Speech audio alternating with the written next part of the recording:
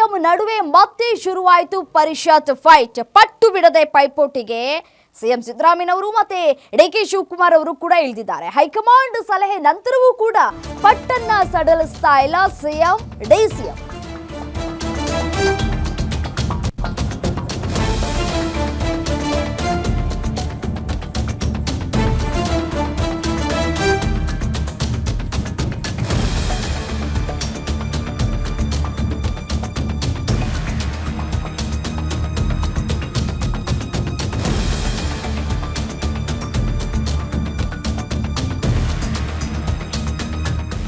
ಖಾಲಿ ಇರುವಂತಹ 4 ಸ್ಥಾನಗಳಿಗೆ ಪರಿಷತ್ ಸದಸ್ಯರ ನಾಮನಿರ್ದೇಶನ ಆಗಬೇಕಾಗಿದೆ. ಸಿಎಂ ಹಾಗೂ ಡಿಸಿಎಂ ನಡುವೆ ಇನ್ನೂ ಕೂಡ ಒಮ್ಮತ ಮೂಡ್ತಾ ಇಲ್ಲ. ಈಗಾಗಲೇ ಹೈಕಮಾಂಡ್ ಅಂಗಳ ತಲುಪಿದೆ ವಾಪಸ್ ಆಗಿರುವಂತಹ ಪಟ್ಟಿ.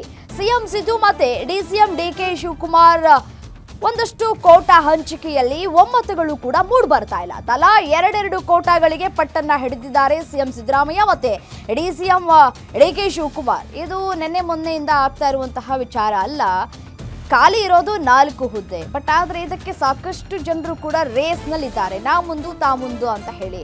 ಸೊ ಹಾಗಾಗಿ ಸಿಎಂ ಸಿದ್ದರಾಮಯ್ಯನವ್ರಿಗೂ ಕೂಡ ಈಗಾಗಲೇ ಹೈಕಮಾಂಡ್ ಸೂಚನೆಯನ್ನ ಕೂಡ ಕೊಟ್ಟಿದ್ದು, ಡಿಸಿಎಂ ಡಿಕೆ ಶಿವಕುಮಾರ್ ಅವರಿಗೂ ಕೂಡ ಸೂಚನೆಯನ್ನ ಕೊಟ್ಟಿತ್ತು. ಇಬ್ಬರು ಒಮ್ಮತದಿಂದ ಕೂಡಿ 4 ಜನರನ್ನ ಆಯ್ಕೆ ಮಾಡಿ, ನಿಮಗೆ ಯಾರಿಗೆ ಕಂಫರ್ಟ್ ಇರುತ್ತೋ ಅವರಿಗೆ ಆಯ್ಕೆ ಮಾಡಿ ಅಂತ ಹೇಳಿ ಮೆಸೇಜನ್ನು ಕೊಟ್ಟಿತ್ತು, ಸಂದೇಶವನ್ನು ಕೂಡ ಕೊಟ್ಟಿತ್ತು. ಬಟ್ ಆದರೆ ಇಬ್ಬರೂ ಕೂಡ ಒಮ್ಮತದಿಂದ ಹೋಗುವಂತಹ ಸಾಧ್ಯತೆಗಳು ಕಾಣಿಸ್ತಾ ಇಲ್ಲ. ಹಾಗಾದರೆ ಸಿಎಂ ಲಿಸ್ಟ್ನಲ್ಲಿ ಯಾರ್ಯಾರು ಇದ್ದಾರೆ ಅಂತ ನೋಡ್ತಾ ಹೋಗೋದಾದರೆ, ಮೊದಲಿಗೆ BL ಶಂಕರ್ ಅವರು ಇದ್ದಾರೆ, ಒಕ್ಕಲಿಗ ಸಮುದಾಯದವರು. BL ಶಂಕರ್ ಅವರು ಇವರು ಸಿಎಂ ಸಿದ್ದರಾಮಯ್ಯನವರಿಗೆ ಆಪ್ತರೂ ಕೂಡ. ಸೊ ಹಾಗಾಗಿ ಇವರು ಮೊದಲನೇ ರೇಸ್ನಲ್ಲಿರುವಂಥದ್ದು. ಇನ್ನು DG ಸಾಗರ್ ದಲಿತ ಸಮುದಾಯಕ್ಕೆ ಸೇರಿದವರು. ಸೊ ಹಾಗಾಗಿ ಇವರು ಕೂಡ ರೇಸ್ನಲ್ಲಿದ್ದಾರೆ.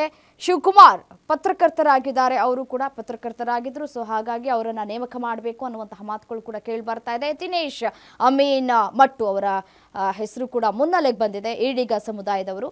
ಹಾಗಾದರೆ ಸಿಎಂ ಲಿಸ್ಟ್ನಲ್ಲಿ ಇಷ್ಟು 4 ಜನರ ಹೆಸರು ಏನು ಲಿಸ್ಟ್ನಲ್ಲಿ ಇದೆಯೋ, ಹಾಗಾದರೆ ಡಿಸಿಎಂ ಡಿಕೆ ಶಿವಕುಮಾರ್ ಅವರ ಲಿಸ್ಟ್ನಲ್ಲಿ ಯಾರ್ಯಾರಿದ್ದಾರೆ ಅಂತ ನಾವು ನೋಡ್ತಾ ಹೋಗೋದಾದರೆ, ರಘುನಂದನ್ ರಾಮಣ್ಣ ಅವರು ಲಿಸ್ಟ್ನಲ್ಲಿದ್ದಾರೆ, ಒಕ್ಕಲಿಗ ಸಮುದಾಯದವರು. ಇವರ ಹೆಸರು ಕೂಡ ಅವರು ಮುನ್ನೆಲೆಗೆ ತೆಗೆದುಕೊಂಡು ಬಂದಿದ್ದಾರೆ. ಮಾಡಿದ್ರೆ ಇವರನ್ನ ಮಾಡಿ ಅಂತ ಕೂಡ ಹೇಳ್ತಾ ಇದ್ದಾರೆ. ಇದರ ಜೊತೆಗೆ ವಿನಯ್ ಕಾರ್ತಿಕ್ ಇವರು ಕೂಡ ಒಕ್ಕಲಿಗ ಸಮುದಾಯದವರು. ಸೊ ಹಾಗಾಗಿ ಇಬ್ಬರಲ್ಲೂ ಕೂಡ ಇದೀಗ ಒಮ್ಮತ ಮೂಡ್ ಬರ್ತಾ ಇಲ್ಲ. ಹೈಕಮಾಂಡ್ಗೆ ಇದು ತಲೆನೋವಿನ ಪ್ರಶ್ನೆಯಾಗಿದೆ. ಈಗಾಗಲೇ ಹೈಕಮಾಂಡ್ ನಾಯಕರನ್ನ ಭೇಟಿಯಾಗಿದ್ರು ಸಿಎಂ ಸಿದ್ದರಾಮಯ್ಯನವರು. ಇದೇ ವಿಚಾರಕ್ಕೆ ಸಂಬಂಧಪಟ್ಟಂತೆ ಒಂದಷ್ಟು ಮಾತುಕತೆಗಳು ಕೂಡ ಆಗಿತ್ತು. ಬಟ್ ಆದರೆ ಇಬ್ಬರ ನಡುವೆ ಒಮ್ಮತ ಮೂಡಿಲ್ಲ. ಸೊ ಹಾಗಾಗಿ ಏನಾಗುತ್ತೆ, ಮತ್ತೆ ಹೈಕಮಾಂಡ್ ಅಂಗಳಕ್ಕೆ ಚೆಂಡು ಬಿದ್ದಿದೆ. ಹೈಕಮಾಂಡ್ ಯಾವ ರೀತಿಯಾಗಿ ತೀರ್ಮಾನವನ್ನ ಕೈಗೊಳ್ಳುತ್ತೆ, ಈ ಒಂದು ಪರಿಷತ್ ಸದಸ್ಯರ 4 ಸ್ಥಾನಗಳಿಗೆ ಯಾವ ರೀತಿಯಾದಂತಹ ನಿರ್ದೇಶನ ತೆಗೆದುಕೊಳ್ಳುತ್ತೆ ಅನ್ನೋದು ಕಾದು ನೋಡಬೇಕಾಗಿದೆ.